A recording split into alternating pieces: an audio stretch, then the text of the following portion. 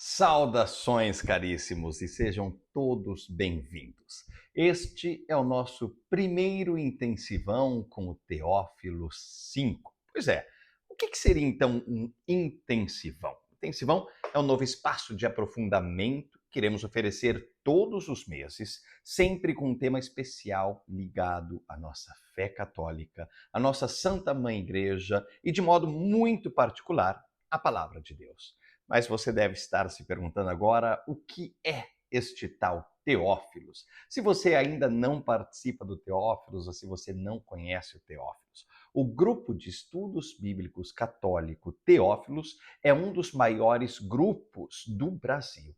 Desde 2020, já acolhemos milhares de pessoas que, de forma online e 100% gratuita, se dedicam à leitura completa da Sagrada Escritura em ordem cronológica em aproximadamente um ano e com encontros semanais de formação, espiritualidade e também sempre uma partilha, caminhando juntos. E isso tudo de forma gratuita para que a palavra de Deus alcance cada vez mais corações. Estamos no nosso quinto grupo, começamos agora, temos mais de 2.500 pessoas inscritas, estamos terminando agora a leitura do livro do Gênesis, porém, acabamos de entrar no mês de setembro, um mês muito especial, queremos falar sobre ele no dia de hoje. Mas antes de mais nada, não se esqueça de se inscrever aí no YouTube, que é muito importante, não apenas para você, mas também para nós, para divulgarmos cada vez mais a palavra de Deus. E dessa maneira você vai receber, e se inscrevendo e clicando ali no sininho, vai receber todos os vídeos que nós postamos todos os dias aqui no canal. Também corre lá e segue a gente no Instagram e no Facebook, Teófilos Brasil, que você vai ter muita coisa legal passando aí para vocês. E agora eu tenho o prazer de falar sobre o tema de hoje, como você já deve ter lido aí. Entramos no mês de setembro, o mês da Bíblia. Todo intensivão, nós contaremos com a presença do diretor espiritual do Teófilos, que é o doutor Padre Marcelo Servi, que eu já vou apresentar ele aqui. Também eu estarei sempre apresentando, meu nome é Vinícius Catá, sou idealizador do Teófilos, junto com o Padre Marcelo Servi.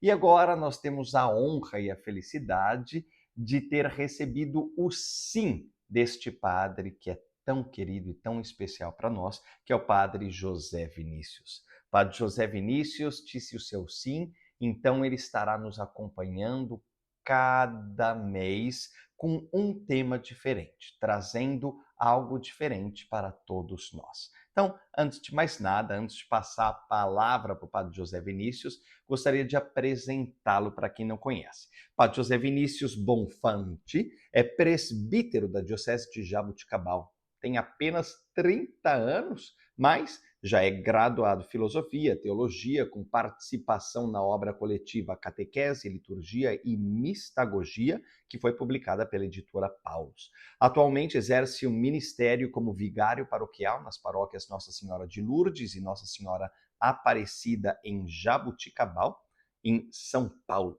E é presidente da Comissão Pastoral para a Transformação Social da Diocese. A sua dedicação ao estudo, à leitura e à vida pastoral o projeta como colaborador na formação biblioteológica do povo de Deus por meio daqui, do Teófilos. E quem que é nosso diretor espiritual, para quem ainda não conhece? O nosso doutor Padre Marcelo Servi, que é presbítero também da Diocese de Jaboticabal, no estado de São Paulo, e membro do Instituto Secular dos Sacerdotes Diocesanos de Schoenstatt. Tem 50 anos e é doutor em teologia pela Pontifícia Universidade Gregoriana, com diversos artigos e livros publicados. Atualmente, Padre Marcelo é vigário paroquial da paróquia Senhor Bom Jesus de Monte Alto e é formador da Escola Diaconal da Diocese, arquivista da Cúria e membro da direção-geral do Instituto de Sacerdotes Diocesanos de Schoenstatt, com sede na Alemanha. E agora, por último, sou eu, Vinícius Catá, que sou leigo, sou casado com a Sara Panosso e pai de 3 filhos, a Alice, o Nicolas e a Mari. Tenho 39 anos, sou músico clássico, sou maestro e pianista e organista, resido em Viena, que é a capital da Áustria, e também, além de idealizador do Teófilos, eu sou conselheiro da Fondazione Giovanni Paolo II per la Gioventù, que é uma das fundações vinculadas ao dicastério para os leigos, a família e a vida do Vaticano. E também ministro o curso de música litúrgica, que eu dei o nome de Jubilate Deo, na ilha do Chipre, a ilha de São Barnabé, e a ilha onde também São Paulo passou, queremos falar mais sobre ele. E o meu amor profundo, tanto pela música litúrgica, pelas línguas bíblicas e pela tradição da igreja, me animam nesse apostolado que é tão lindo do Teófilos. Bom, minha gente, que esse primeiro intensivão nosso, que promete muito aí para os próximos anos, seja uma graça para todos nós. Então, que nós possamos abrir o coração e deixar que o Espírito Santo nos ilumine. E vamos juntos mergulhar nesse tema tão importante, que é o tema do mês da Bíblia. Iniciemos esse nosso intensivão em nome do Pai, do Filho, do Espírito Santo. Amém. Pois bem, agora eu já passo a palavra diretamente para o Padre José Vinícius, que vai fazer uma apresentação muito legal, começando com a importância da leitura bíblica e também uma introdução da Bíblia da CNBB, como que seria ler a Bíblia hoje, e algo muito importante para todos nós, qual que seria então a diferença entre a Bíblia católica e a Bíblia protestante. Passo a palavra para o Padre José Vinícius. Padre José Vinícius, uma boa noite, meu caro. Olá, boa tarde, boa noite, Vinícius, todos os participantes do Teófilos. Para mim é uma grande alegria desde já estar aqui com vocês. Não sei se vocês se recordam, mas Padre Marcelo e Vinícius já me convidaram para o intensivão, foi no começo desse ano, se não me engano, nós partilhamos de algumas coisas, e agora um convite mesmo oficial deles para todos os meses estar aqui com vocês, trabalhando algum tema, conversando alguma coisa importante da nossa fé. Conversando com eles e como estamos iniciando, né, um Teófilos com tantos participantes, e é o primeiro intensivão, algum dos temas nós vamos pegar da introdução da Bíblia da CNBB. Eu sei que muitos têm essa tradução da Bíblia, e ela tem uma introdução muito interessante de alguns elementos que nós precisamos ter em mente quando vamos ler a Sagrada Escritura. Então, eu vou tratar um pouquinho, né, o comecinho dessa introdução. Quem tem a Bíblia pode ir aí acompanhando também alguma estrutura. Alguma coisa vai sair, é lógico, mas a estrutura está ali. Depois o Padre Marcelo vai trabalhar a segunda parte dessa introdução logo depois de mim. Eu preparei aqui uma apresentação, eu vou mostrar aqui para vocês. A primeira parte dessa introdução fala da importância da leitura bíblica e como ler a Sagrada Escritura hoje. Então, como eu disse, ele apresenta alguns instrumentos importantes, tanto o porquê ler a Bíblia e algumas coisas que nós precisamos ter em mente quando vamos ter contato com esse texto sagrado. Então, a primeira coisa, por que ler a Bíblia? É lembrar que a palavra de Deus contida na Sagrada Escritura é alimento essencial para a vida cristã. A Bíblia ela não é um enfeite da nossa igreja, um enfeite da nossa fé. Essa palavra essencial é muito importante. Ela não pode ser deixada de lado. Ela é parte fundamental de quem é a igreja, da missão da igreja e instrumento para a nossa salvação. A igreja ensina que a Bíblia não é apenas um livro qualquer como tantos outros livros, mas é um encontro com o próprio Deus que fala ao coração de seus filhos.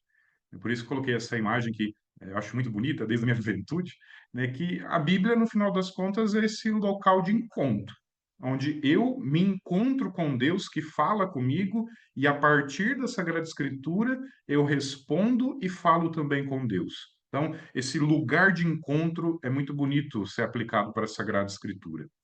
Ler a Bíblia é entrar em diálogo com o Senhor, escutando sua voz e respondendo pela nossa fé. O Catecismo da Igreja Católica, o número 104, diz: na Sagrada Escritura, a Igreja encontra incessantemente seu alimento e sua força, pois nela não acolhe sua palavra humana, mas o que realmente é palavra de Deus. Então não é um livro qualquer como qualquer outro. É realmente o livro onde Deus fala com o seu povo. Ainda por que ler a Bíblia? Pois a Bíblia é viva, inspirada pelo Espírito Santo. Cada palavra tem poder de transformar, curar, orientar e santificar. Eu tenho certeza que em alguns momentos vocês já lendo a Deus, até às vezes na missa, escutamos alguma coisa que se encaixa perfeitamente na nossa vida, se encaixa no nosso coração. Vem sempre aquela famosa frase: parece que foi para mim. Na verdade, não parece que foi realmente para você. Achamos às vezes que Deus ele fala nas nuvens, no extraordinário, mas o principal lugar onde Deus fala conosco é por meio de sua palavra. E essa palavra não é uma palavra morta que ficou na história, mas é uma palavra viva. É Deus realmente falando conosco hoje, entregando uma mensagem, uma orientação, uma luz para o meu caminho hoje. Ela não é apenas uma recordação do passado, como estava dizendo, mas uma mensagem atual para a vida de cada fiel hoje. Por mais que o texto tenha 2.000 anos, 3.000 anos, ele se encaixa ainda perfeitamente nas situações da nossa vida, porque Deus é eterno. Algumas coisas que nós precisamos saber para começar a ler a Bíblia. A primeira é que a Bíblia é a carta de amor que Deus foi enviando aos poucos a seus filhos. A Bíblia ela teve um processo de construção. E a primeira forma como Deus falou com o seu povo não foi escrevendo, mas foi literalmente falando, enviando os seus profetas, os patriarcas, tudo mais. O povo de Israel, e até o povo cristão no início, é de tradição oral. A mensagem divina era ensinada de pai para filho sem a necessidade ainda de um livro. Então, é muito comum as famílias, um vai falando para o outro, contando a história. Tem até no livro do Êxodo que fala que os pais devem contar aos filhos por que aquela noite é diferente. Então, a primeira forma de transmissão da Bíblia foi verbalmente, um falando com o outro. Porém, com o passar do tempo, acontece o grande risco da mensagem ir se perdendo, erros irem entrando na mensagem, a verdade vai sendo deixada de lado. Então, escrever é uma forma de perpetuar a mensagem e protegê-la, para que ela não caia em risco. A Bíblia é um conjunto de vários livros, né, acredito que vocês sabem, né? A Bíblia é biblioteca, afinal são vários livros, nós vamos ver daqui a pouquinho. Ele foi tomando sua forma no caminho da história da salvação por mais de 1 milênio. A Bíblia ela não caiu do céu pronta, né? Não foi Deus que mandou, né, de paraquedas a Bíblia para nós, mas ela foi sendo construída por mais de 1 milênio, desde o Antigo Testamento, passando para o Novo Testamento, foi, ela foi tomando sua forma ao longo da história da salvação. É bonito ver que Deus, desde o começo, ele vai se revelando aos poucos quem ele é. Por exemplo, no Antigo Testamento, existem elementos que vemos que Deus é trindade, mas ainda não claramente, porque talvez com Abraão corresse o perigo de Abraão misturar ele com os outros deuses, no politeísmo. Né? Deus se apresenta como Deus único no Antigo Testamento, mas a plenitude de quem é Deus e de forma clara é apresentado em Jesus Cristo, por mais que o Antigo Testamento tenha muitos sinais também da trindade. Mesmo sem precisar, Deus ele conta com instrumentos humanos, né? Isso nós vemos em toda a Sagrada Escritura. Poderia fazer tudo sozinho, mas ele usa o ser humano para salvar o ser humano. E usando escrever a mensagem que está na Bíblia, o jeito de cada autor acaba aparecendo ao escrever essa história de Deus. Basta pensar, por exemplo, como cada um conta uma notícia. A notícia é a mesma, mas a forma, a entonação da voz, os elementos usados são diferentes de cada pessoa. Isso aconteceu também na redação da Bíblia, né? O Deus mandou a sua mensagem universal, é óbvio, mas passou pelo instrumento humano que tem também uma história, uma cultura, um jeito de ser, e isso, de certa forma, acaba transparecendo também na Sagrada Escritura. Por isso, ler a Bíblia não é tão simples assim como parece, pois para entendermos, precisamos entrar na história em que ela foi escrita. Primeiro, me reconhecer parte desse povo de Deus a quem a Bíblia foi entregue, e também entender a história desse povo de Deus, desde Abraão, desde o início até Jesus Cristo. Me inserindo nessa história, entendendo, a Bíblia começa a ter mais sentido para mim. Sem essa contextualização histórica e me entender como parte desse povo, a Bíblia fica algo confuso ou até distante da nossa realidade. Ao mesmo tempo, entender que a Bíblia é um texto de fé feito para alimentar a fé. E essa frase é muito importante. Não temos aqui apenas um livro de história, mas nós temos um livro da fé do povo. Da fé que o povo foi construindo com Deus. Não é um livro de história como tantos outros. Temos o auxílio do Espírito Santo para ler as Sagradas Escrituras, porque o mesmo Espírito foi aquele que inspirou os autores sagrados, os profetas, patriarcas, apóstolos, evangelistas. O mesmo Espírito que inspirou eles nos inspira para ler a Sagrada Escritura. Por isso nós não podemos ler a Bíblia como mais um texto qualquer, mas é um texto que o Espírito Santo inspirou e que, pedindo a inspiração dele, eu compreendo também o que Deus quer me dizer. O que é a Bíblia para nós, enfim? É o livro da vida da comunidade de Jesus. Aquilo que eu acabei de dizer, é a história do povo de Deus e Deus, a relação do povo com Deus. Então, a parte da comunidade de Israel, da qual nasceu Jesus. O Antigo Testamento, a primeira aliança da qual somos herdeiros. Depois, da comunidade que surgiu a partir de Jesus, realizador da nova aliança, o Novo Testamento. E, por fim, da nossa comunidade hoje, que pretende ser fiel ao que Jesus viveu, a Bíblia interpretada na igreja. Entendem como é importante nós lermos a Bíblia, entendendo que nós fazemos parte dela? Nós fazemos parte da história da salvação. Não lemos que Abraão, Moisés, os apóstolos são um personagem como um personagem de algum livro de Dostoiévski, de sei lá mais qual autor. Mas, na verdade, é um livro que eu estou inserido, a minha história, a história da minha salvação está inserida ali. É um livro da comunidade do povo de Deus, do qual eu também faço parte. Ter essa mentalidade é muito importante para ler a Bíblia. O que é para nós ainda? É um livro de fé, a história de amor de Deus com o seu povo. No contato, conhecemos a aliança que Deus fez conosco, a história do povo de Deus do qual fazemos parte. A Bíblia é o sacramento onde ouvimos a voz de Deus. Sacramento é entendido como um meio, alguma coisa para ter contato com o seu povo. A Bíblia, esse livro sagrado, é o sacramento, a forma como Deus fala com o seu povo.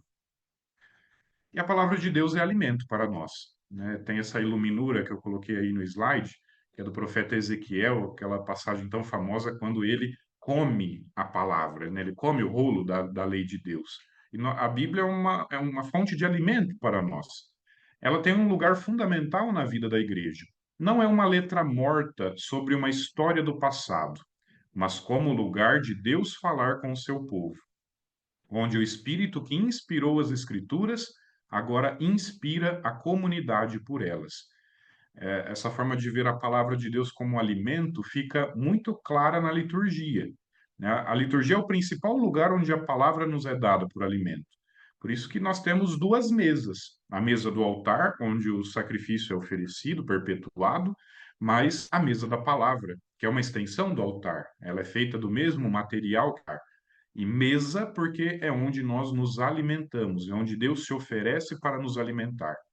Um elemento bonito também da liturgia é que o evangeliário, ele fica em cima do altar. E quando ele vai ser proclamado, o padre, o diácono, levanta ele e é uma procissão com velas, como o Santíssimo Sacramento. Então a palavra, ela é alimento, como a Eucaristia, sai do altar e é dada ao povo para que eles se alimentem. Por isso a palavra é muito importante, é entendida como um alimento para nós. Uma passagem para nós entendermos muito a importância da Sagrada Escritura é como Jesus lidava com a Sagrada Escritura. E nós temos uma passagem muito interessante quando ele, na sinagoga de Nazaré, tem contato com a palavra de Deus, especialmente com o livro do profeta Isaías. Jesus lendo e interpretando a passagem de Isaías na sinagoga de Nazaré é modelo de como nos relacionar com as Escrituras. Vocês lembram? Jesus, ele lê, compreende e interpreta para o hoje a palavra de Deus, né? Ele diz: se cumpre hoje essa palavra que vocês estão ouvindo. Ele olha, conhece e atualiza a palavra. Ela é sempre atual, como todos nós devemos fazer. Uma vez que na liturgia se leem as Escrituras, é Cristo mesmo que fala. Por isso que nós ficamos em pé na hora do Evangelho, porque é Deus falando com o seu povo. O texto volta a ser palavra.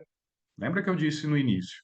O início do cristianismo e do povo judeu, a tradição é oral. A escrita veio para conservar, mas na liturgia ela volta a ser aquilo que era ela na origem. Ela volta a ser leitura, palavra. O texto volta a ser palavra, a leitura litúrgica é um ato de encarnação. Quem fala isso é um liturgista, Goffredo Bozelli. Ele tem um livro interessante chamado O Sentido Espiritual da Liturgia. E quando na liturgia, naquele ambão, são proferidas a palavra de Deus, é a palavra que se torna também carne, né? Voz no nosso ouvido. A Constituição Sacrosanto Concílio do Vaticano II diz: Jesus, né, está presente na sua palavra, pois é ele que fala ao ser lida na igreja a Sagrada Escritura. E é uma citação do Goffredo Bozelli: a igreja faz as escrituras e as escrituras fazem a igreja. Essa relação, como da Eucaristia, que é o axioma mais famoso, as escrituras também têm o seu lugar fundamental, né, junto aos sacramentos. A palavra de Deus também é importante porque ela é luz para os nossos passos, como está no Salmo 119. E a introdução da Bíblia da CNBB diz: ler a Bíblia com um olho no texto, com seu contexto histórico, social e cultural, e o outro fixado na vida que estamos vivendo hoje. E assim, olhando com os dois olhos para a Bíblia e para o nosso hoje, aquilo que olhamos ganha relevo, profundidade, terceira dimensão. Muito antigamente, eu não vou lembrar agora o professor que falava isso, mas ele disse que fazer teologia, por exemplo, é estar com as mãos em dois livros. Um é óbvio, a Sagrada Escritura, e no outro, o jornal, porque nós temos que olhar a tradição da igreja, mas aplicá-la ao hoje, aquilo que nós estamos vivendo. Podemos ler a Bíblia como uma história de amor, a história do amor leal de Deus para com o povo que ele escolheu para ser, no meio do mundo, testemunha do seu amor, e que nós fazemos parte, como eu disse. Agora, alguns cuidados que nós precisamos tomar ao ler a Sagrada Escritura, né? Estão aqui também na introdução da Bíblia da CNBB. A primeira coisa é termos cuidado com literalismo. Então, acreditar piamente em tudo que está escrito, da forma que está escrito, tirando o contexto, tirando o autor, tirando tudo. Ou seja, entender tudo ao pé da letra, pois cada livro carrega o contexto em que foi escrito e o estilo do autor. Aí eu trouxe aqui algumas passagens polêmicas para entender que nem tudo na Bíblia deve ser tomado ao pé da letra. Temos que entender o contexto onde aquilo foi falado. Por exemplo, está escrito no livro do Deuteronômio, capítulo 20: porém, das cidades destas nações, não deixarás com vida coisa alguma que tenha fôlego. Ou seja, Deus mandando matar todo mundo.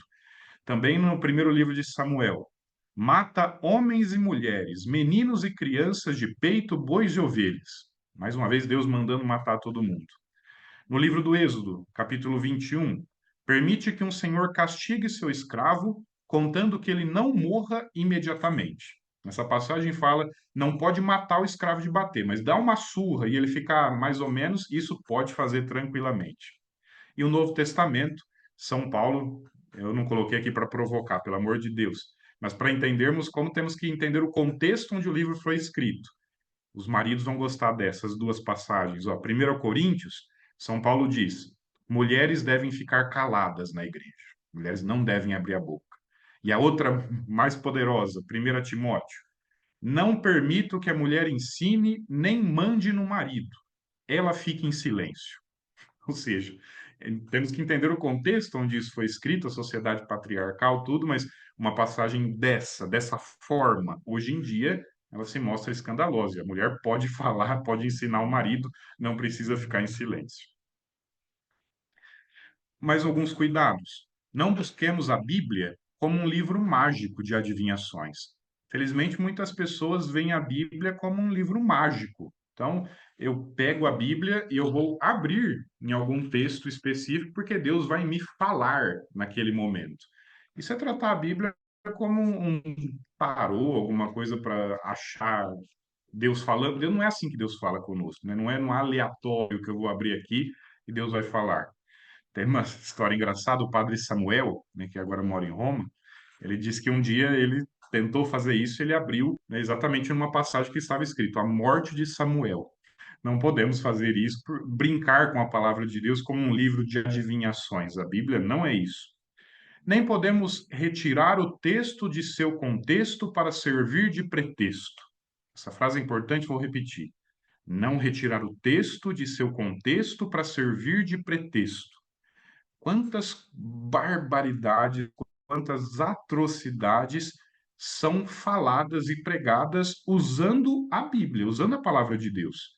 Então, se eu pego um trecho sem o seu contexto, eu posso falar muitas atrocidades e com citação da Sagrada Escritura. Então, tomemos cuidado para não retirar isso, não tirar da história, não tirar do contexto onde aquela frase está escrita, porque é uma desonestidade com Deus. Essa expressão flor sem defesa é um livro do carmelita, o Frei Carlos Mesters. Vale conhecer a história dele, ele tem vários livros, e a forma como ele escreve é extremamente didática. Esse é um título de um livro, Flor Sem Defesa, mas existem muitos outros. Eu aconselho quem quiser se aprofundar, pesquise, porque vocês não vão se arrepender.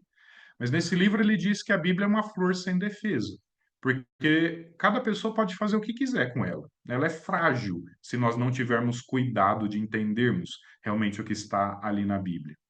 Por isso a necessidade do estudo bíblico, conhecer a história de Israel, da cultura, do período do autor sagrado, né, de como as pessoas se organizavam naquela época. Tudo isso dá o sentido para entendermos o texto. Quando nós conhecemos o contexto, a história e tudo mais, nós aprofundamos ainda mais o sentido do que Deus quer nos dizer. Também não podemos nunca nos esquecer da centralidade de Cristo. Está no prólogo do Evangelho de João. A Deus ninguém jamais viu, o Deus unigênito que está no seio do Pai foi quem o revelou. Toda a Sagrada Escritura é lida a partir de Cristo. Ele ilumina toda a Bíblia. Tudo ganha sentido com Jesus. As profecias, a revelação de quem é Deus, a história da salvação. Ele é o sol que realmente ilumina e dá sentido completo a toda a Escritura. Sem Cristo, nós não entendemos. Né? Para nós cristãos, a centralidade de Cristo é muito importante. Ler tudo a partir de Cristo. Entender que o Novo Testamento, por exemplo, ele foi escrito após a ressurreição. Então, a luz de Cristo ressuscitado é o que ilumina todo o Antigo Testamento, o Novo Testamento. Tenhamos sempre isso em consciência quando formos ler a Bíblia. Agora, essa foi a primeira parte da introdução da Bíblia da CNBB. O Padre Marcelo daqui a pouco vai continuar esse tema. Mas outro tema que eles pediram para eu conversar com vocês é se toda a Bíblia é igual. Vocês acham que realmente toda a Bíblia é igual? Se nós vemos numa loja, se nós temos na nossa casa, toda a Bíblia realmente é igual?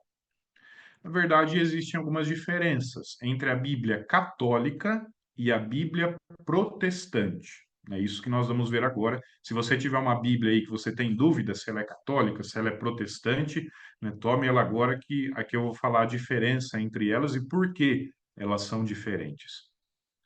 A principal diferença entre a Bíblia católica e a Bíblia protestante está no número de livros que compõem o Antigo Testamento. Ambas usam o mesmo no Novo Testamento. São 27 livros na Bíblia católica e na Bíblia protestante. Mas o Antigo Testamento não. Na Bíblia católica, nós temos 46 livros. Na Bíblia protestante, no Antigo Testamento, nós temos apenas 39. Não estão na Bíblia protestante Tobias, Judite, Sabedoria, Eclesiástico, Baruque, primeiro, segundo a Macabeus e algumas partes em Esther e Daniel. Esses livros estão na Bíblia Católica, mas não estão na Bíblia Protestante. E por quê? A Igreja Católica, ao longo dos séculos, estabeleceu o seu cânon, a lista oficial de livros sagrados, com base na tradição, nas Sagradas Escrituras e no Magistério, nesse tripé que eu tenho certeza que vocês já ouviram muito aí no Teófilos, a fim de assegurar a autenticidade da fé e o verdadeiro Evangelho de Cristo. Cânon, a forma como se decidiu, bom, esses livros fazem parte da Bíblia, foi sendo estabelecido ao longo de muito tempo. Os 7 livros adicionais, esses que tem na católica e não tem na protestante, recebem o nome de deuterocanônicos. A palavra deuteros vem do grego, né? Está escrito deuteros, que significa segundo. Eles são assim chamados, pois, apesar de já constarem no cânon do Concílio de Cartago, no século IV, só foram oficializados pelo Concílio de Trento, no século XVI. E eles ficaram fora do cânon judaico por serem escritos em grego. Trocando em miúdo aqui, quando Lutero fez a Reforma Protestante, ele quis voltar às origens, assim dizendo. E a Bíblia hebraica dos judeus não tem esses 7 livros porque eles são mais tardios e foram escritos em grego, não foram escritos em hebraico. Como a igreja, depois nós vamos ver o porquê, assumiu esses livros, Lutero quis ser fiel aos textos dos judeus, que os judeus usam, e acabou desprezando esses outros. Aqui eu coloquei 2 imagens das línguas bíblicas. Nós temos aqui a língua hebraica e a língua grega. O Antigo Testamento foi escrito em hebraico, com exceção destes 7 livros, e o Novo Testamento foi escrito em grego. Aí, por que que é interessante e nós podemos confiar em usar estes 7 livros que são realmente revelação divina? Porque na época de Jesus, o cânon da Bíblia hebraica estava em evolução. Na época de Jesus não se tinham definidos ainda todos os livros do Antigo Testamento. E diferentes grupos judaicos tinham visões divergentes sobre quais livros deveriam ser considerados sagrados e quais não deveriam ser. Os 7 livros deuterocanônicos foram oficializados no cânon católico, como eu disse, no Concílio de Trento, no século XVI, embora já estivessem presentes na Septuaginta.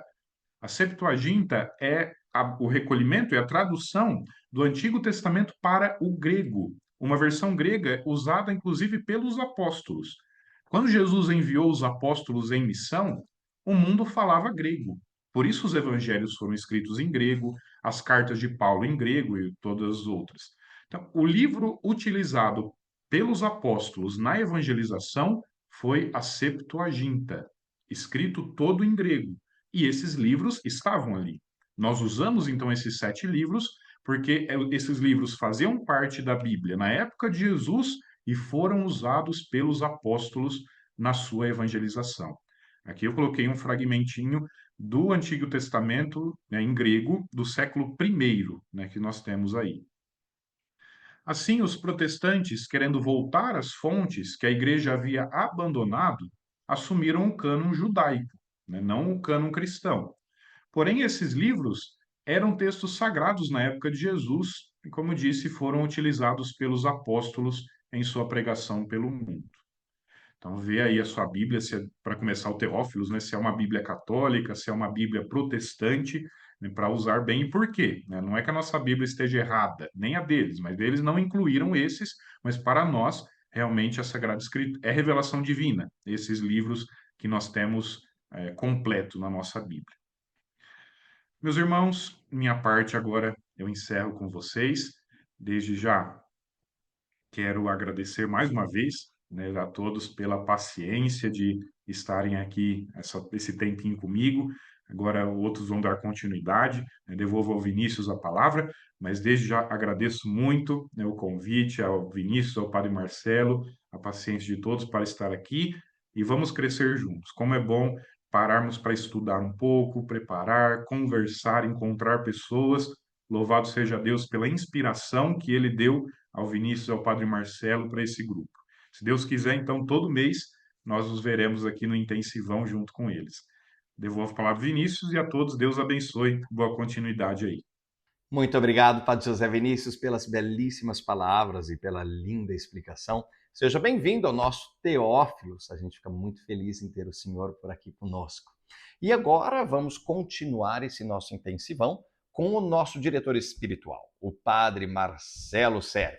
O Padre Marcelo vai fazer uma explicação muito bonita e uma análise lindíssima sobre a arte. E que arte que seria? Seria alguma belíssima pintura, uma escultura? Não. No dia de hoje é algo diferente. O Padre Marcelo vai fazer uma linda análise sobre o poema O Caso, de Oswald de Andrade, sobre a Bíblia em Pedra Sabão, em Minas. E logo depois também vai fazer uma leitura cristã da Bíblia, ou seja, uma introdução da Bíblia da CNBB, também desta forma. Padre Marcelo, uma boa noite, meu caro. Seja bem-vindo aqui ao Intensivão. Olá, boa noite. Muito bom estarmos aqui nessa live, iniciando o nosso mês da Bíblia. Um abraço, Padre Vinícius. Um abraço, Vinícius, que vem depois. São muitos Vinícius, né? Mas eu fico muito feliz de estar aqui essa noite com vocês, né, para falarmos um pouquinho sobre a leitura cristã da Bíblia. O Padre Vinícius falou para nós a diferença entre Bíblia católica e Bíblia protestante e nos ajudou a entender que a chave de leitura da Bíblia, né, é sempre Jesus Cristo. É importante ler a Bíblia, mas sempre com os olhos da fé cristã. E antes de explorar esse tema, né, da leitura cristã da Bíblia, eu gostaria de abrir esse segundo bloco com um poema de Oswald de Andrade, que é um dramaturgo, poeta brasileiro do início do século XX. E ele tem um poema interessante que se chama O Caso. É um poema bem curtinho, mas que pode nos ajudar a entender um pouco mais a Bíblia no nosso contexto também. Olha que interessante, né? Bem curtinho mesmo. O Caso. No anfiteatro de montanhas, os profetas do Aleijadinho monumentalizam a paisagem. As cúpulas brancas dos passos e os cocares revirados das palmeiras são degraus da arte de meu país, onde ninguém mais subiu. Bíblia de pedra-sabão, banhada no ouro de Minas. Para nós, o que interessa mais aqui é essa colocação da Bíblia na arte brasileira. Aqui está a figura de um dos profetas, Jeremias, esculpido por Aleijadinho em pedra-sabão, né, e faz parte daquele conjunto dos profetas em Congonhas do Campo. Mas nesse breve poema, né, Oswald de Andrade nos coloca diante de um cenário muito brasileiro, né? As montanhas de Minas Gerais, as igrejas barrocas, essas esculturas maravilhosas do Aleijadinho, os passinhos da Semana Santa e até as palmeiras que coroam essa paisagem mineira. E ele chama tudo isso de Bíblia de pedra-sabão banhada no ouro de Minas. Em particular, Oswald de Andrade cita aí os profetas, né? Eles são talhados em pedra-sabão e são uma tradução plástica dos grandes mensageiros bíblicos. A arte deu rosto, gesto, corpo à palavra e nos ajudou assim a imaginar, meditar e rezar com a Bíblia. Ele cita também as cúpulas e os passinhos, né? Uma referência da Semana Santa barroquíssima das cidades históricas de Minas Gerais, lembrando que a arte é uma catequese visível, né? Assim como a Bíblia narra a paixão de Jesus, os passinhos traduzem em arquitetura e escultura o caminho do Calvário de Jesus. Os cocares das palmeiras, né, é uma fusão deliciosa aí entre a natureza brasileira e o barroco, mostrando que a Bíblia não é um livro estrangeiro, mas a Bíblia assume os traços do nosso chão. Me parece, se eu interpreto bem, né, que o poeta queria dizer assim que a palavra de Deus ela está na nossa cultura brasileira, na cultura mineira. Ela está presente não apenas nas páginas da Escritura, mas encarnada na nossa arte, na nossa cultura e até na nossa paisagem. Assim como a arte cristã ao longo dos séculos, desde as catacumbas romanas, passando pelo abstrato contemporâneo alemão, até pelo estilo maravilhoso do gótico francês, gótico medieval francês, que é o meu preferido. Nós brasileiros temos também igrejas que expressam o conteúdo da Bíblia, temos arte sacra que expressa o conteúdo da Bíblia, temos esses profetas e as expressões todas, né, do nosso povo que também falam de Deus. E me parece também que quando Oswald de Andrade fala desses degraus da arte onde ninguém mais subiu, nós podemos fazer um paralelo com a nossa caminhada aqui no Teófilos, né? Porque cada leitura da Bíblia, do Gênesis até o Apocalipse, essa leitura que nós estamos fazendo paulatinamente, é como subir degrau por degrau nesse conhecimento da palavra de Deus, né? A arte barroca mineira ela leva o nosso pensamento para o céu.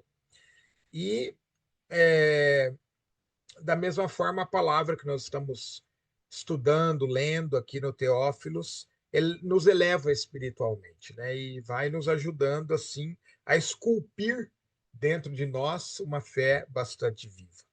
Então, para mim, esse poema, eu quis começar com ele, né?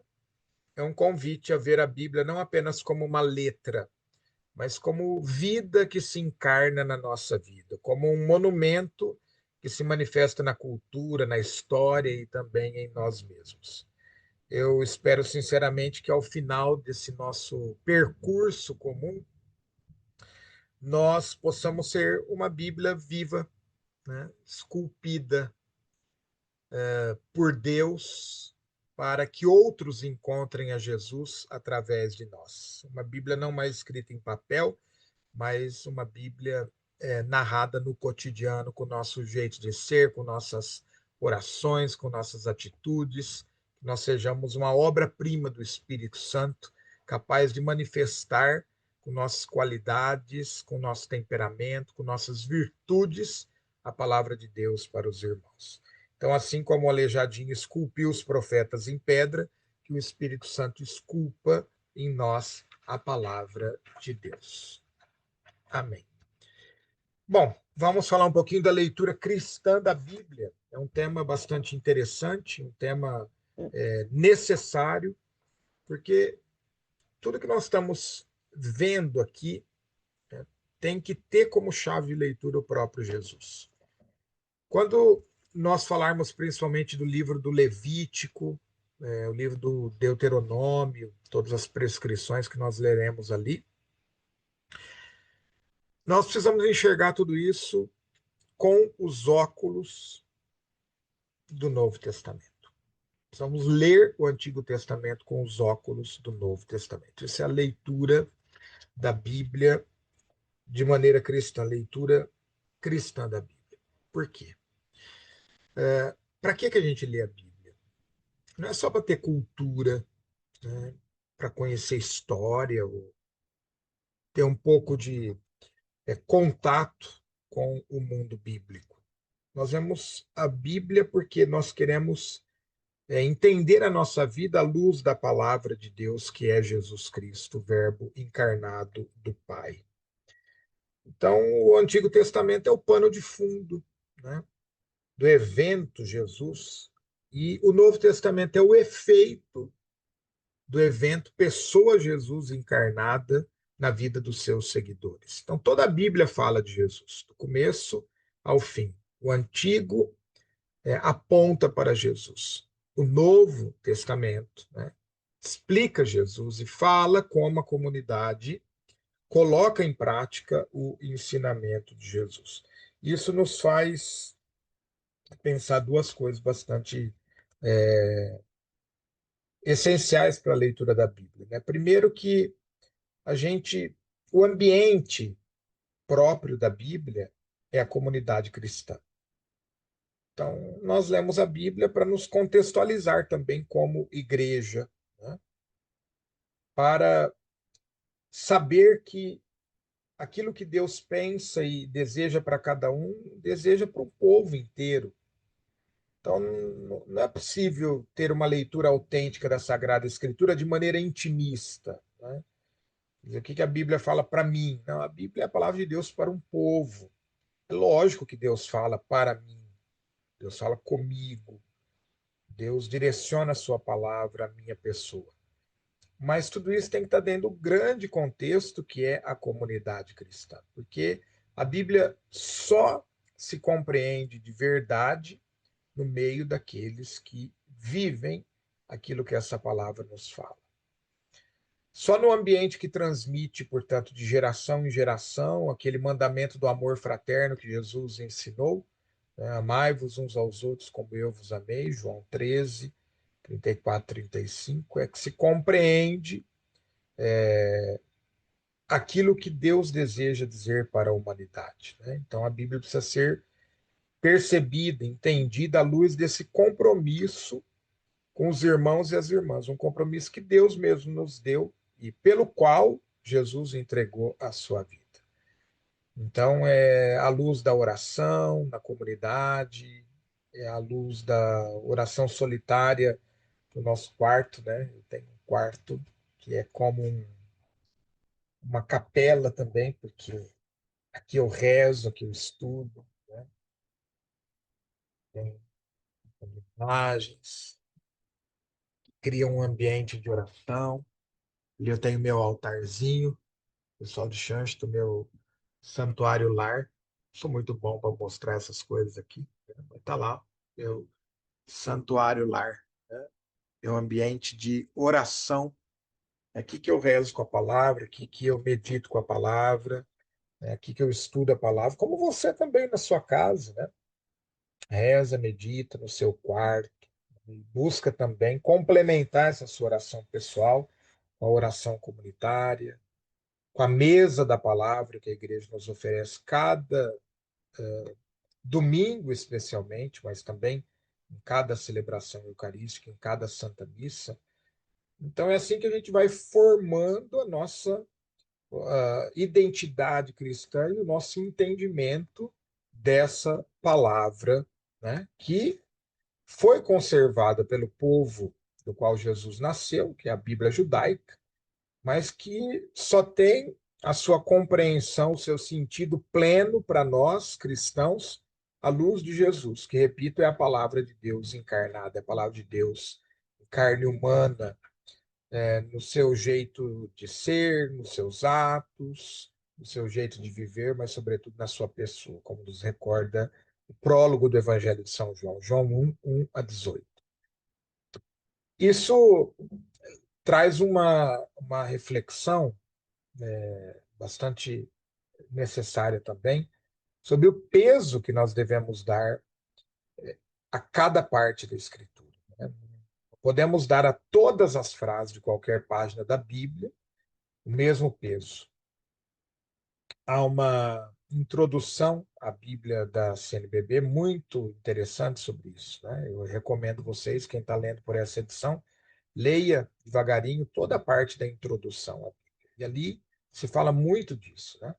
Por exemplo, as prescrições ali do livro do Levítico, do livro de Deuteronômio, né? Aquelas leis antigas, elas são válidas ainda hoje, né? Vamos perguntar como é que Jesus as viveu, como é que Jesus as interpretou. Porque Jesus disse que não veio abolir a lei, mas veio completá-la, ou seja, dar o seu sentido pleno. Por exemplo, quando se fala de determinados animais que nós não deveríamos comer, né? Uma prescrição do Antigo Testamento, né? Certos animais que são impuros. Nós precisamos ler essa passagem à luz daquela do Novo Testamento, na qual Nosso Senhor diz: não é o que entra pela boca do homem que o torna impuro, mas é aquilo que sai, né, da sua boca que o torna impuro e pecador diante de Deus. Então, a Bíblia interpreta a Bíblia e o Novo Testamento dá a leitura definitiva para todas essas passagens do Antigo Testamento. É assim que a gente precisa de conhecer, portanto, a Bíblia, né? Conhecer, sobretudo, o Novo Testamento. Perceber ali como Nosso Senhor nos explica a lei dada por Deus a Moisés e como a comunidade foi percebendo, a comunidade cristã foi percebendo, movida pelo Espírito Santo, como deve ser interpretada a palavra de Deus. Portanto, essa leitura cristã da Bíblia, ela tem que ser complementada, né? A Bíblia explica a Bíblia, o Antigo Testamento ganha luz no Novo Testamento. Mas essa nossa leitura é o esforço que nós estamos fazendo aqui no Teófilos, principalmente o quadro que o Vinícius nos apresenta cada dia aí, né? Nós precisamos ler a Bíblia como a igreja lê. O Padre Zé Vinícius vai falar para nós uma outra live, um outro intensivão, sobre esses critérios de leitura cristã da Bíblia segundo o Concílio Vaticano II. Mas por hora a gente se contenta com essa ideia, né, de que a Bíblia tem que ser lida e interpretada como interpreta a igreja. Em que sentido? Né? Nós temos um magistério vivo de todos os papas, desde São Pedro, que nos dão diretrizes para a interpretação da Bíblia. Nós temos a tradição da igreja, sobretudo os padres da igreja, a patrística, né? Que comentam as passagens da Escritura de maneira muito feliz e maneira muito inspirada também. A gente lê a Bíblia, interpreta com a ajuda, né, com a luz, com a assistência do Espírito Santo, que se manifesta no magistério e na tradição. É bonito ver o que os padres da igreja falam de cada passagem da Bíblia, como que eles fazem aquela leitura alegórica, muitas vezes, da Escritura, né, que eles fazem uma interpretação que nos ajuda a colocar o Antigo Testamento como prefiguração para o Novo. Eles têm muito mais experiência do que a gente, nós somos ser humildes, né? Eu digo sempre assim, quando a gente não entende bem um texto, como que a gente tem que proceder? A gente vai perguntar para quem já entendeu, já leu, já percebeu, né, o sentido desse texto. Na igreja é assim. Para quem que a gente pergunta o sentido de certas passagens? Para os santos, os doutores da igreja, os padres da igreja, para o magistério da igreja, que leram antes da gente e interpretaram de maneira autorizada essas passagens para nós. Então, a Bíblia deve ser lida dentro do espírito na qual foi escrita, né? A Bíblia deve ser lida de maneira cristã dentro da comunidade cristã. É certo fazer o que nós estamos fazendo, né?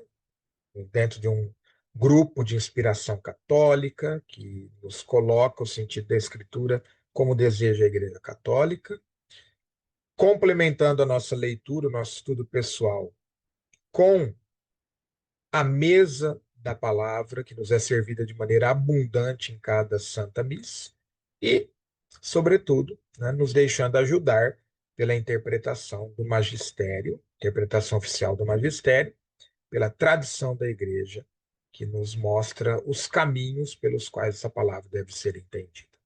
Muito bom estarmos juntos, abrindo o mês da Bíblia dessa maneira, falando da Bíblia, né, tentando dar linhas para o nosso entendimento da palavra. Não, não desanimem da leitura bíblica, né? Não desanimem, não.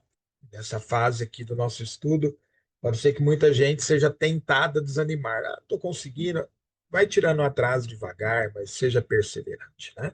Dúvidas a gente vai respondendo devagarinho, estamos praticamente fazendo um dossiê de tantas dúvidas sobre o livro do Gênesis e vamos disponibilizar. Mas eu gostaria de indicar alguns livros para quem se interessa, né, por aprofundar mais seu conhecimento bíblico, a sua cultura bíblica. Tem dois livrinhos muito interessantes, muito pastorais até, né, que podem ser lidos por todo mundo. Primeiro, interessantíssimo, Frei Mauro Strabelli, Bíblia Perguntas que o Povo Faz, da Paulus, é um livro já até de uma certa idade, é um livro de 1990, mas que tem nas suas perguntas e respostas muitas luzes para boas e grandes dúvidas que muita gente tem. Bíblia, perguntas que o povo faz. Depois, um livro mais recente, de um grande biblista brasileiro, é um livro de 2017, 100 perguntas e respostas sobre a Bíblia, do padre Raimundo de Vidigal, né, redentorista, publicado pela editora Santuário. 100 perguntas e respostas sobre a Bíblia, também complementa bastante o outro e nos ajuda a entender muitos nuances culturais, né, das passagens bíblicas. Agora, um livro um pouco mais para o estudo mesmo, né? Introdução à Bíblia, já de uma certa idade, mas não perdeu a sua atualidade. É um livro de 1985, né?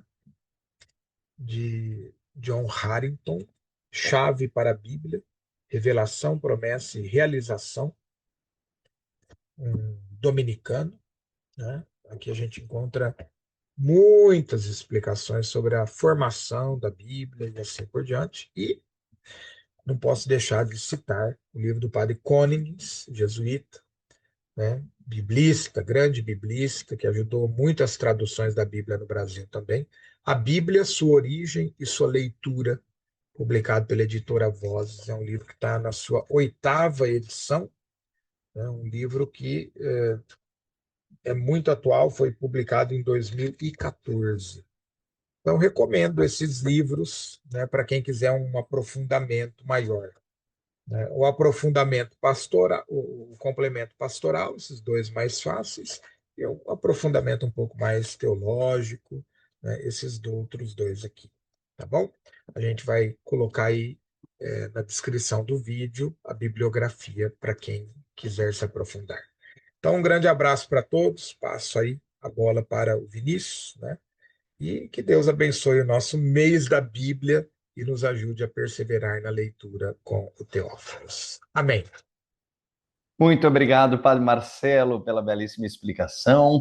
E agora, para encerrar esse intensivão, eu trouxe aqui o tema que é exatamente este que nós tanto falamos, que o Padre Marcelo já disse, que o Padre José Vinícius também falou, e para a gente entender como colocar tudo isso um pouquinho em prática. Estamos aqui, então, no mês da Bíblia 2025, setembro. E o tema proposto é Carta aos Romanos, com esse lindíssimo lema de Romanos, capítulo 5, versículo 5. A esperança não decepciona. Tá certo. E como que seria então tudo isso? Da onde que vem? Por que o mês da Bíblia? O porquê deste lema? Para a gente entender tudo isso, eu separei aqui um quadrinho para vocês que vai descrever origem e história e o objetivo e a atualidade. Começamos lá em 1971 na Arquidiocese de Belo Horizonte, aonde o mês da Bíblia é então inaugurado. Então, ele nasce como? Para promover a leitura, estudo e a vivência da Sagrada Escritura. E agora, de forma atual, não apenas lá em Belo Horizonte, mas em todo o Brasil. É uma iniciativa pastoral para aproximar o povo da palavra de Deus. E o mês de setembro foi escolhido por causa da memória de São Jerônimo, que vai acontecer no dia 30 de setembro, que foi o grande santo tradutor da Bíblia para o latim, para a Vulgata, que é exatamente o texto que nós utilizamos em todas as liturgias do mundo inteiro. Mas como assim, Vinícius? A gente não faz toda a missa em latim? Então, da onde que vem isso? Todas as traduções que vêm aí da liturgia e de tudo são sempre baseadas, então, em São Jerônimo. E cada ano é escolhido um livro bíblico ou um tema para um estudo comunitário. E esse setembro foi de São Jerônimo e é lembrado como modelo de amor às Escrituras. Nós temos, então, desde 1985, que é organizado pela CNBB, em parceria com o Serviço de Animação Bíblica, SAB. O mês fortalece, então, a animação bíblica da pastoral, a oração e o compromisso missionário. E agora chegamos em 2025, onde o livro base, que é a Carta aos Romanos, com o lema A Esperança Não Decepciona. E da onde que vem esse tema da esperança? Ela vem da conexão direta com o jubileu de 2025, convocado pelo Papa Francisco, o jubileu da esperança.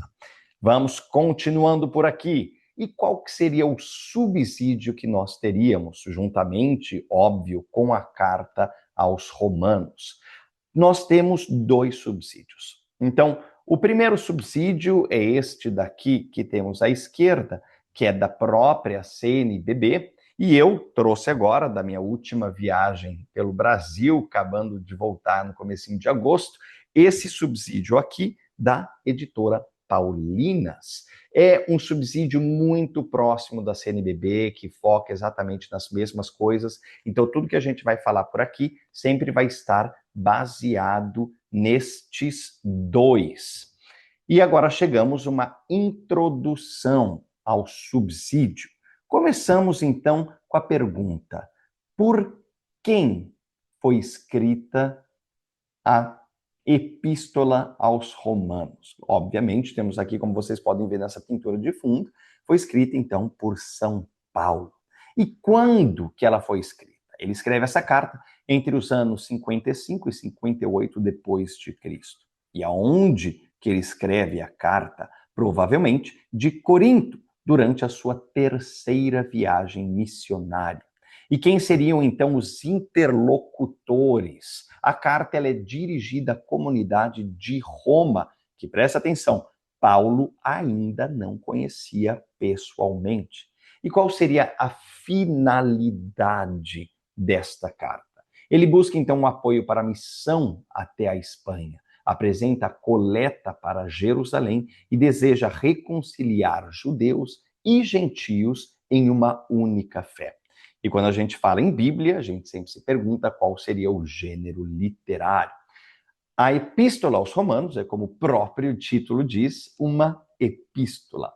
Mas é, na realidade, para todos nós, de forma muito atual, um verdadeiro tratado teológico. Como teria sido, então, estruturada a própria epístola? Então, São Paulo começa aqui com uma introdução epistolar, que a gente vai encontrar em Romanos, capítulo 1, versículo 1 a 17, onde São Paulo apresenta a boa nova, apresenta o evangelho como força de Deus para a salvação. Uma primeira parte que fala sobre a revelação da ira e da justiça divina, mostra que todos, judeus e gentios, estão sob o pecado e necessitam da graça. A segunda parte seria a salvação para os justificados pela fé. E aqui está o coração da carta. A justificação pela fé, a vida no Espírito, a esperança que permanece firme. E a terceira grande parte, a promessa de Deus a Israel. São Paulo reafirma a fidelidade de Deus a Israel mesmo diante da incredulidade. Uma quarta parte, que seria, na realidade, uma exortação, são orientações práticas de viver como oferenda viva no amor e no serviço, na fé, na obra, na caridade. E para terminar a epístola, essa estrutura, temos uma conclusão.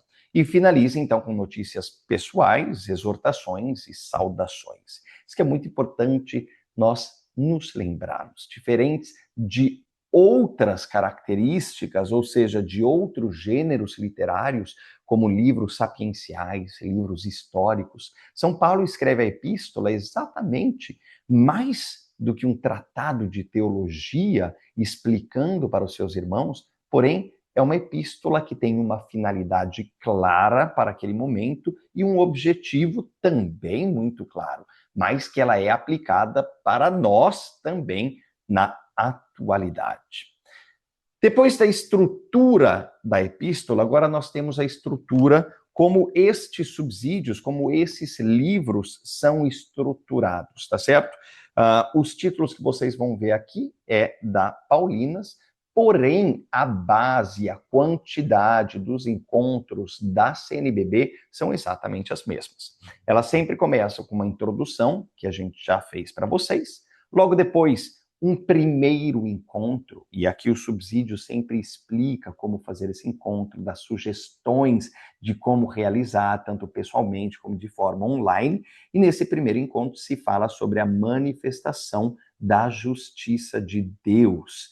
Um segundo encontro que fala sobre o batismo como uma vida nova, morrer para o pecado e viver para Deus. No terceiro encontro se fala sobre a adoção filial e a vida nova pelo Espírito. Somos filhos no Espírito, guiados e fortalecidos por Ele. E um quarto encontro que temos, que é ser oferenda viva, santa e agradável a Deus. O chamado a ser oferenda viva, santa e sempre para a honra e glória de Deus. Quais que seriam, então, os destaques teológicos e as aplicações que nós vamos encontrar aqui? Nós começamos, então, pela justificação, pela fé, a graça, não méritos. Salvação é dom, não uma conquista humana. Temos o batismo como vida nova em Cristo. O batismo que nos faz participar da morte e ressurreição de Cristo. O Espírito Santo como força, liberdade e filiação. É o Espírito que nos torna filhos e nos dá a liberdade. A esperança, que como o próprio lema nos diz, não decepciona, firme no amor de Deus. Nossa esperança é firme porque se apoia nesse amor de Deus. E a unidade entre os judeus e os gentios naquela época, porém a unidade, uma igreja que é una. Judeus e gentios, todos são um corpo em Cristo. Se fala sobre a vida cotidiana, a ética do amor, o serviço, a fraternidade e a missão, o testemunho do evangelho no mundo. O evangelho que precisa ser anunciado em toda parte. Porém, como anunciar esse evangelho? Tudo isso a gente vai encontrar no subsídio, tudo isso a gente vai entender lendo a epístola de São Paulo aos Romanos de uma forma muito clara. Nós sempre interpretamos, nós sempre entendemos através da tradição, através do magistério da Santa Mãe Igreja, como os padres da Igreja, os pais da Igreja, os santos e santas nos apresentam, sempre através do magistério. Logo depois temos aqui o lema e a esperança. Começamos sempre batendo nesse tema, que é o próprio tema do jubileu de 2025, a esperança que não decepciona. E essa esperança cristã que não decepciona, por quê? Porque ela está enraizada em Deus. O amor de Deus que é derramado no coração. Esse amor é derramado em nós pelo Espírito Santo. O Espírito Santo, então, que é fonte da esperança, é ele quem alimenta e que sustenta a esperança. A perseverança, que tanto falamos também por aqui, nas tribulações. A esperança nasce da perseverança nas dificuldades. Depois, o crescimento que nos leva aqui à tribulação, à paciência, à virtude, à esperança. Paulo vai nos descrever, então, esse caminho espiritual de amadurecimento. Logo depois temos a confiança que Deus é fiel.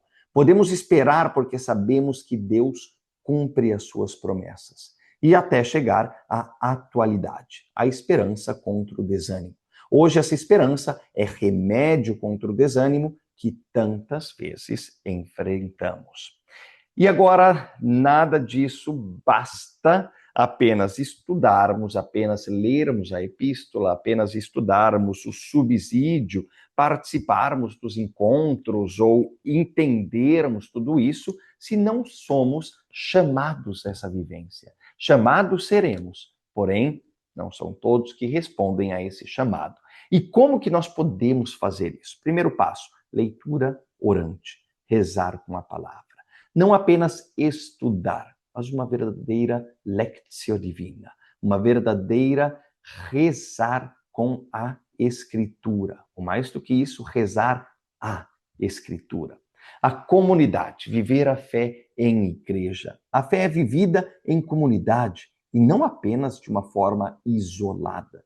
Por isso que somos tantos teófilos por aqui vivendo essa fé em igreja, vivendo essa fé em comunidade. A esperança ativa, ou seja, confiar, mas não apenas confiar, também agir. Esperar em Deus é também agir com coragem, principalmente nesses tempos tão cheios de turbulência e problemas de um modernismo, de um mundo tão distante de Deus. Porém, então devemos agir e devemos ter coragem. O amor fraterno, que é serviço e que é solidariedade. A fé expressa no amor, no concreto ao próximo.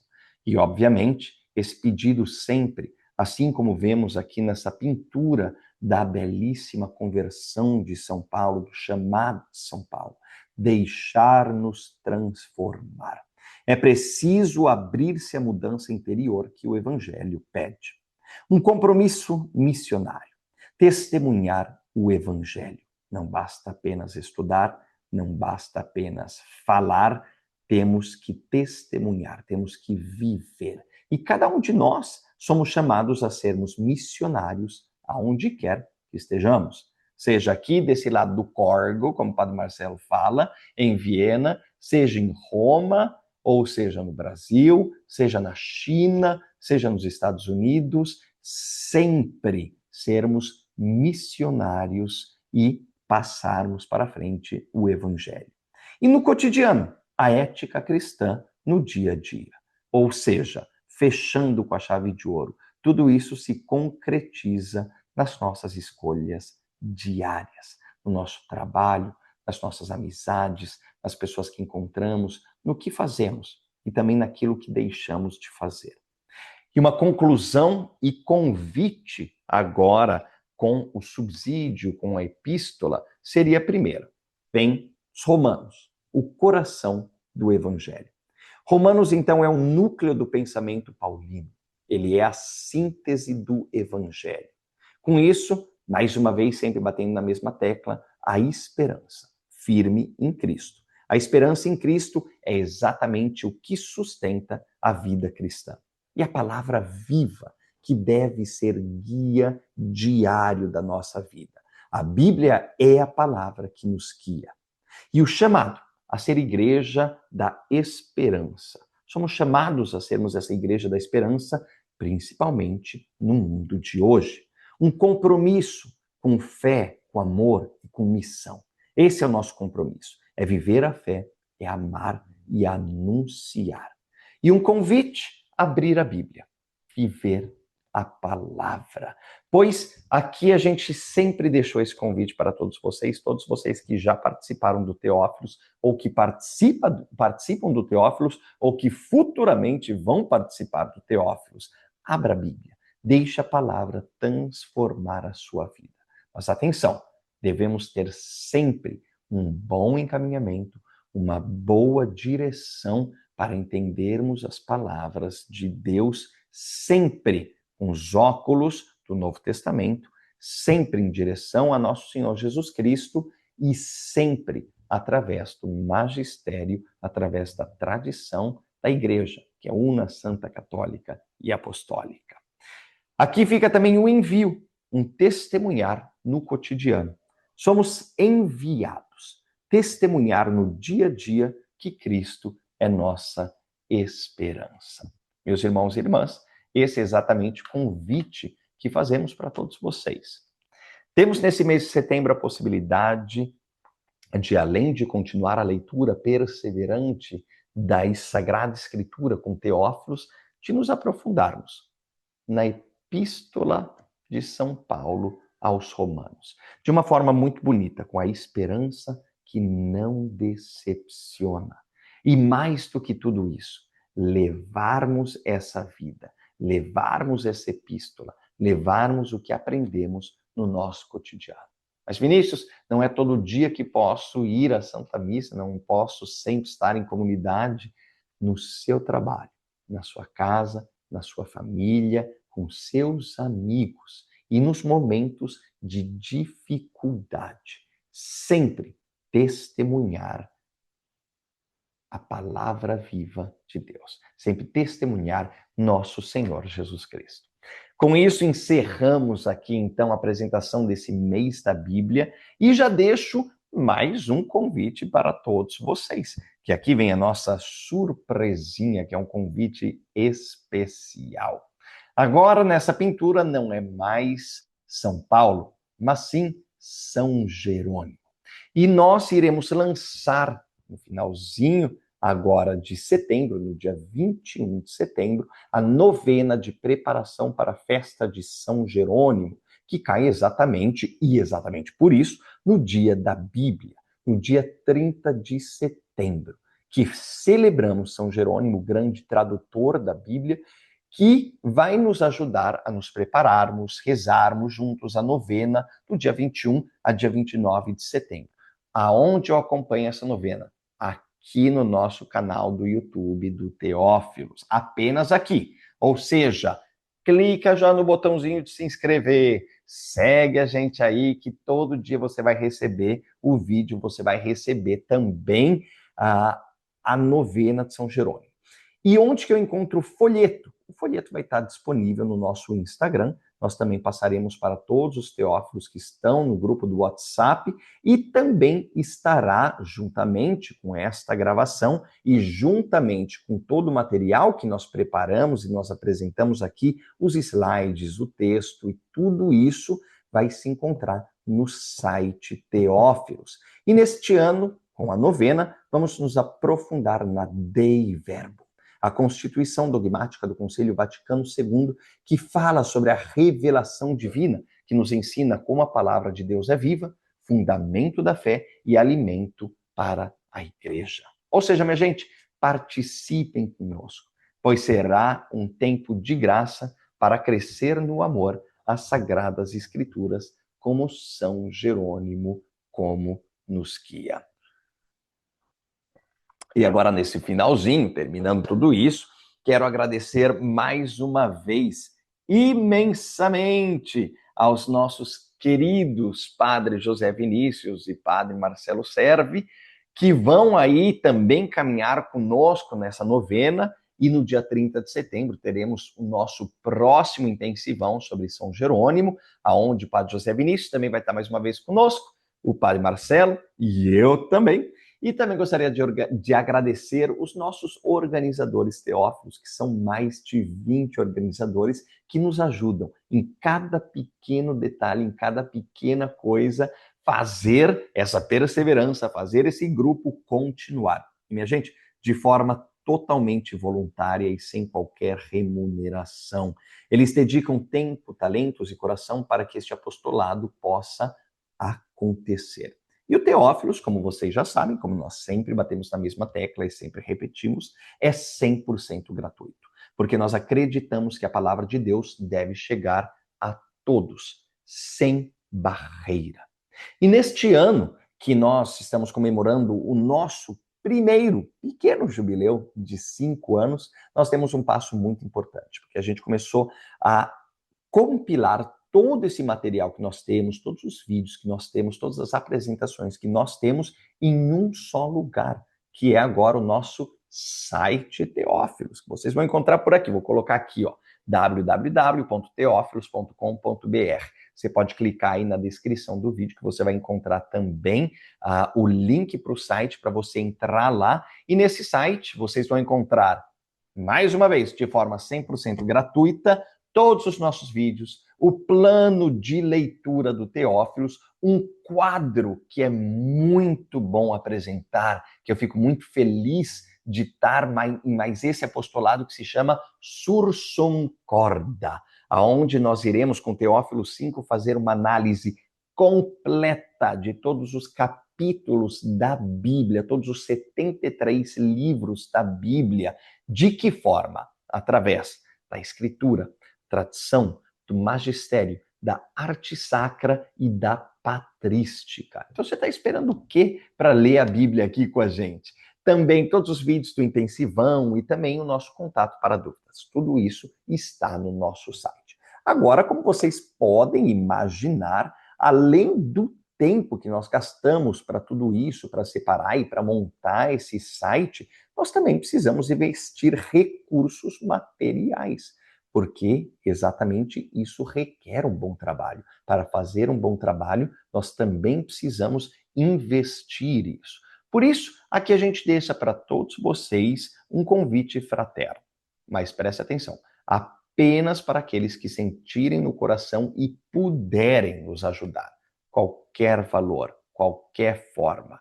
Então, eu vou deixar aqui para vocês também a chave Pix do nosso grupo Teófilos, da nossa conta Teófilos, e o Pix é o contato@teófilos.com.br. Reforço mais uma vez, não é obrigatório e ninguém precisa se sentir aqui acuado para fazer um Pix para a gente. É apenas um convite para aqueles que quiserem, porque são tantos que perguntam também para a gente como podemos ajudar. E esse convite para vocês se unirem a nós também nesse esforço. Então, sustentando o apostolado do Teófilos, que já alcançou milhares de pessoas.